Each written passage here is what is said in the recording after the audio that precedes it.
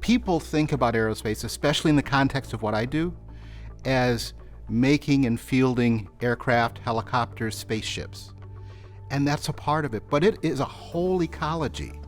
I mean, if you've flown on a commercial airliner, there's a whole bunch of people that make that happen once that airliner is out there and make sure it stays functional and safe and pilot it and keep you safe and comfortable on that airliner.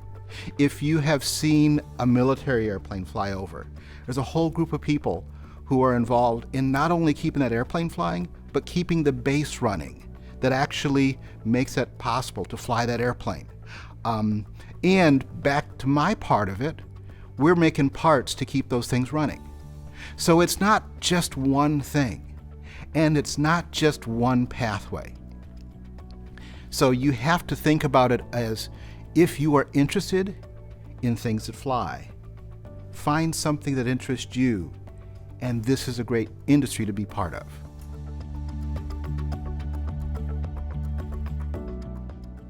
Well, the buzz, everybody's the last 5-10 years, STEM is the word. So science, technology, engineering, and math. Although I would tell any student that because we know not every high school has the same type of offerings, just capitalize on whatever your high school offers in those arenas. Again, science, technology, engineering, and math, because in high school, you're just getting a foundation anyway. You will get more advanced study, you'll get to learn a lot more once you go beyond high school, but that gives you a foundation either for a go-to-work type opportunity or a go-to-school type opportunity.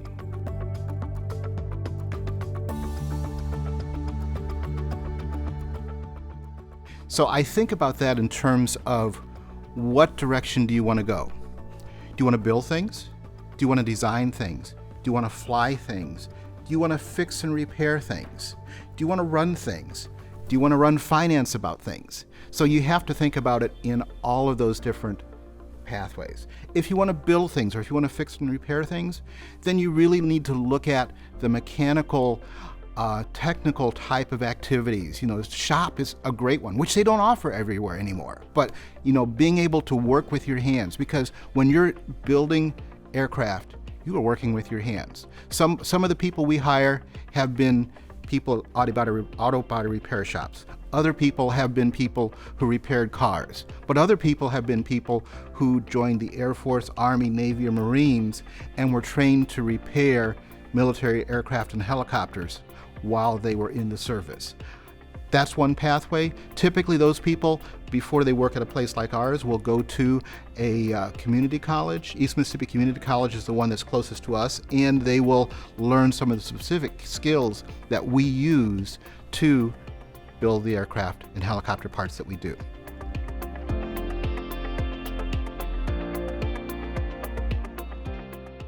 Well, and I think part of it is having a vision and a work ethic, because even as a high school student, the world is available to you, and as I would tell my son, you can have as much or as little in life as you're willing to work for. And that is absolutely critical. And for a high school student, it becomes the difference between spending that extra time actually studying that science, technology, engineering, and math, as opposed to, social media or video games.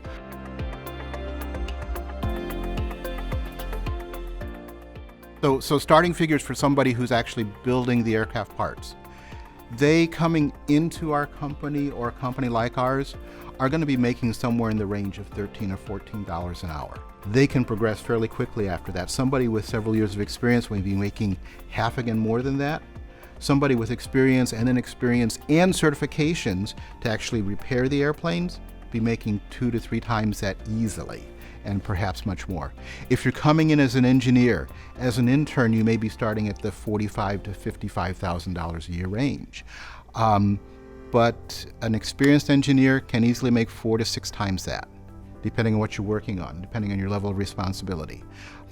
Those are the main jobs we have in our facility, but I know pilots in many cases, when they start in a commercial airline, may not make that much, may not make anything much different than what our starting technicians make. When they're flying for one of the large airlines, they're doing as good as those top engineers. So,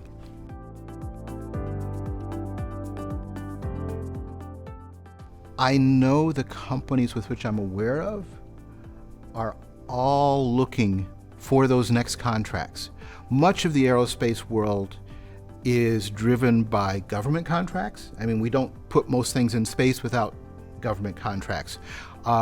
We don't build military aircraft and helicopter without government contracts. And we're all looking for those and all looking to expand that. In addition, even though the current situation has brought down the need for commercial airliners, that's going to bounce back.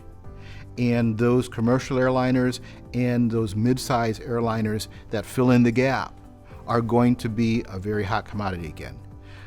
Different companies in this area build different components for those things.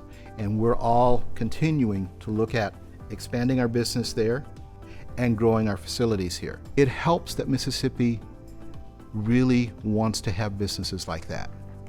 And it helps that there is an interest to invest in schooling, in programs, in training, and in infrastructure and facilities to actually make that happen.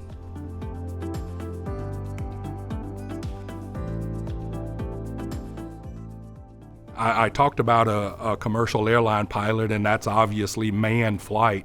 But as a society, we have not scratched the surface yet on what we're going to be able to do with unmanned systems, and the fact that that type of development, that type of research, that type of industry is growing here in the state of Mississippi. Being from the coast, I didn't realize that one of the leading polymer research institutions in the country is at Southern Miss.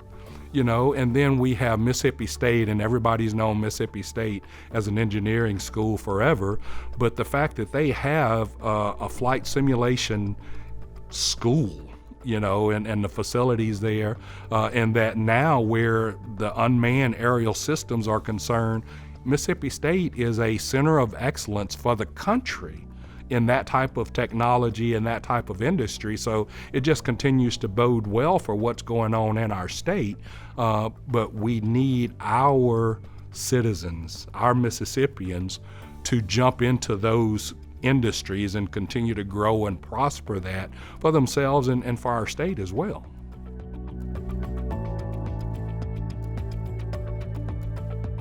So our company's located on an airport. I mean, you go out our back door, you are looking at the runway, and there might be airplanes parked out there. So I love to see things fly. I tell you, coming up here to give this interview, one of the best things was driving past Columbus Air Force Base, watching the jet fighter trainers come in for landing as I was driving past. But to go back there and see something taking off or landing or making a touch and go and thinking, I might have had a part of that. I might have helped somebody have a part of that. And a 25-year Air Force career, I've been able to travel. I just can't even express enough the people that I have met throughout this country, throughout this world. I mean, I'm from small town Mississippi, down along the coast, and I can say that I have been as far north as the Arctic Circle in Norway, Central and South America. And again, that's from small town Mississippi. And while I had a certain vision for what my life would look like, it has been that much more